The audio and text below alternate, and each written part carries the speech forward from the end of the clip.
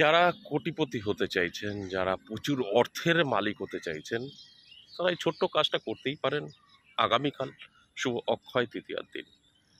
তাহলে দেখবেন আপনার ভাগ্য আপনি কিন্তু বদলে নিতে পারবেন।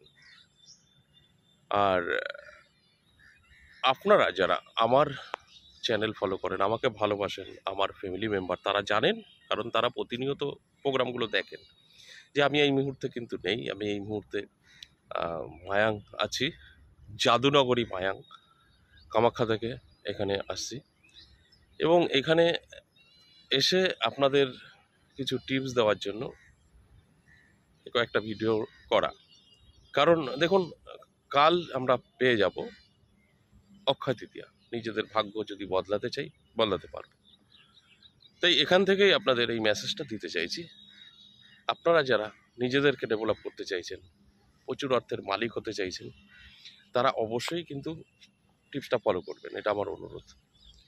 আর যারা আমার সঙ্গে দেখা করার জন্য বা অনলাইন প্রেডিকশন নেওয়ার জন্য অনলাইন পে করছেন, আমার মন্দিরে আসছেন, তাদেরকে আমি হাত জোর করে অনুরোধ করব, এই কটা দিন আসবেন না। আমি 7 থেকে 14 এই কটা দিন, আমি এর আগে কয়েকটা ভিডিওতে বলেছি, হোয়াটসঅ্যাপে বলে দিয়েছি, তাও অনেকে আসছে, পাচ্ছে না। আমারই খারাপ লাগছে, কারণ সবারই সময়ের দাম আছে। কষ্ট করে আসবেন, দেখা হবে না।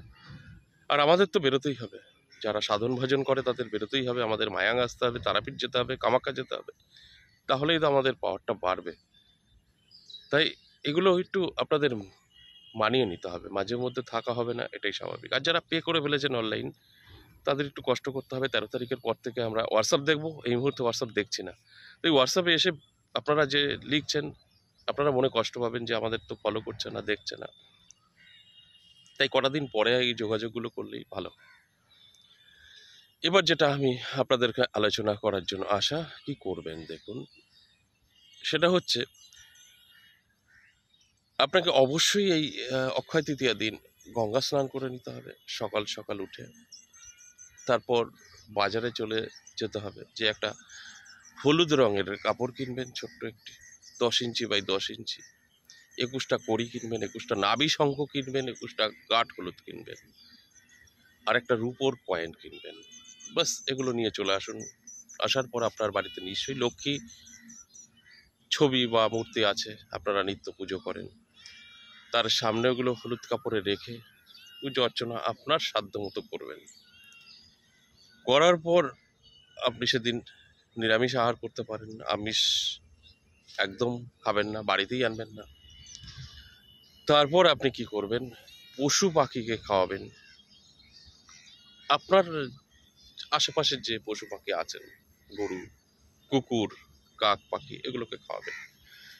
তারপর আপনার করণীয় কি, আপনি কিছু দান করবেন। কি দান করবেন, আপনি জুতো দান করতে পারেন, ছাতা দান করতে পারেন এবং ছাতু দান করতে পারেন।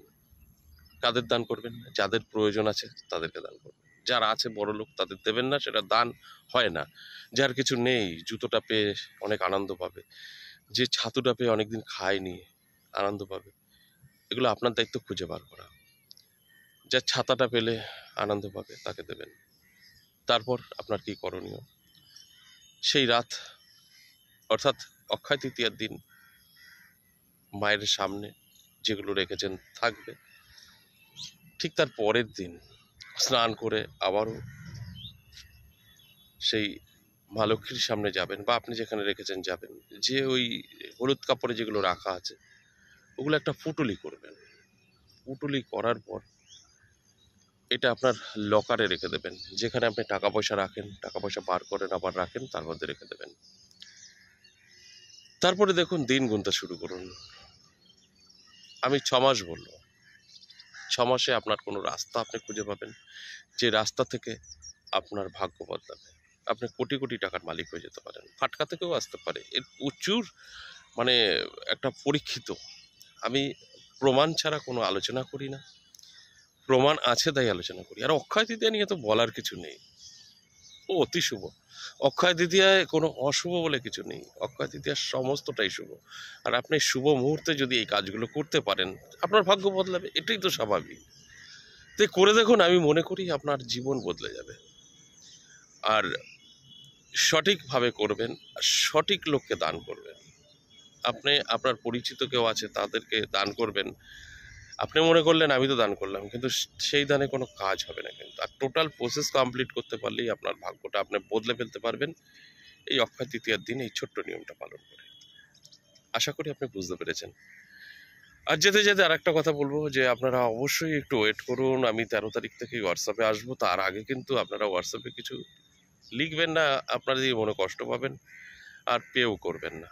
আর অনুরোধ করে বলবো এই 14 তারিখের আগে কেউ আমার মন্দিরেও আসবেন না, আসতে পারেন, আমার সাথে দেখা হবে না, আমি ভিডিওতেও বলেছি।